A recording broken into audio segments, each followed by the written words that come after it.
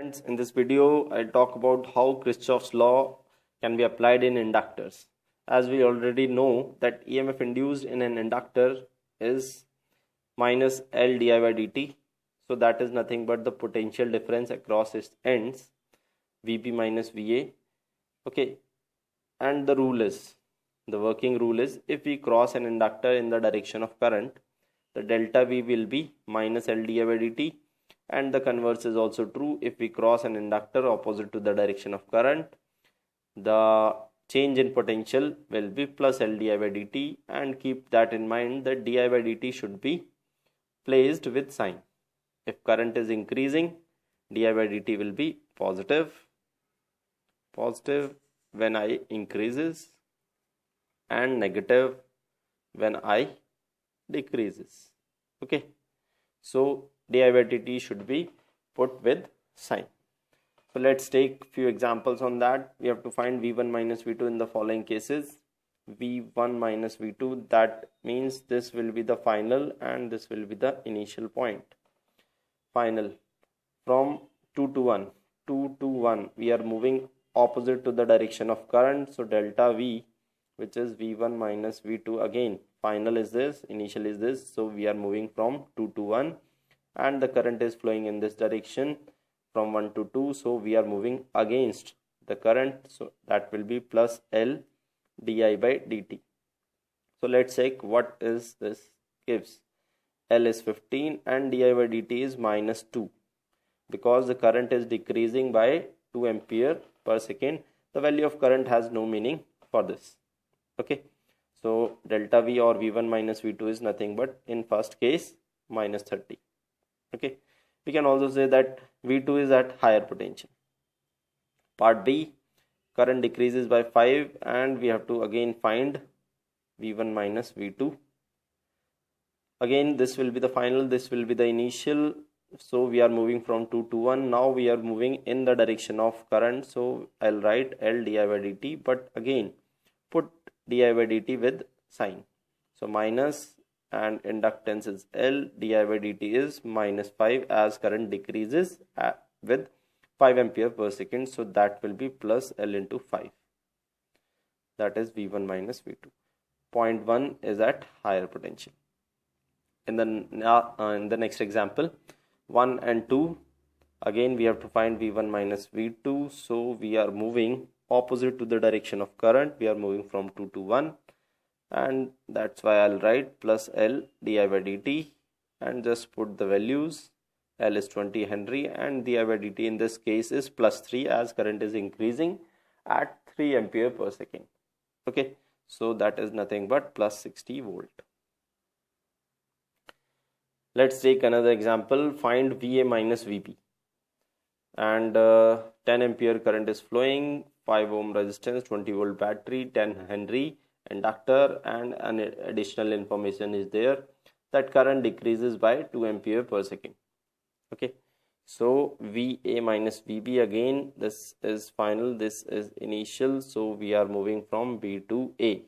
So we are moving against the direction of current. I will write VA minus VB as we are moving in this direction. We are going from B to A. So when we cross an inductor opposite to current, I'll write L di by dt with a plus sign. And I jump a battery from its negative to positive, so plus 20. And I cross the resistance opposite to current, so that will be plus IR. Just by plugging the exact values, L is 10, di by dt is minus 2 as current decreases. So it will be this. Current is 10 ampere and 5 ohm. This 20 will cancel each other, so it is nothing but 50 volt. Okay, find I3 and its rate change if I increases by 5 ampere and this that. We can also find the potential difference. So let's write down the equation. In this is the circuit. These are points 1, 2, 3, 5 ohm, 10 Henry, 5 Henry, 10 ohm, 5 Henry and 5 ohm are few resistance and inductors as shown. The currents, few currents are shown, I1 and I2 are shown, and it is given that I1 increases by 5 ampere per second, I2 decreases by 2 ampere per second, we have to find I3 as well as its rate of change. So we can write I1 is nothing but I3 plus I2. So on differentiating by KCL, I can say I1 is the current incoming and I2 and I3 are the current outgoing, so their sum will be equal. So di1 by dt will be nothing but di3 by dt plus di2 by dt. So we are aware of I1 20, I2 as 10, so we get I3 as nothing but 10. What about its rate of change? Differentiating this, we get I1 increases by 5, so it is plus 5. I2 decreases by 2, so it will be minus 2. What about di3 by dt? That will come out to be plus 7. So I can say di3 by dt is plus 7, means current I3 increases by 7 ampere per second. Okay, so let's find out the potential difference between 1 and 3. Let's say V1 minus V3. Okay, again we are moving from 3 to 1. We are moving opposite to the direction of current. First of all, we cross. I can put the value of I3 here, 10 ampere. So that will be plus I3 into 5. Again, opposite to the direction of current, crosses a resistance. Then plus L, which is 5 Henry, into di3 by dt.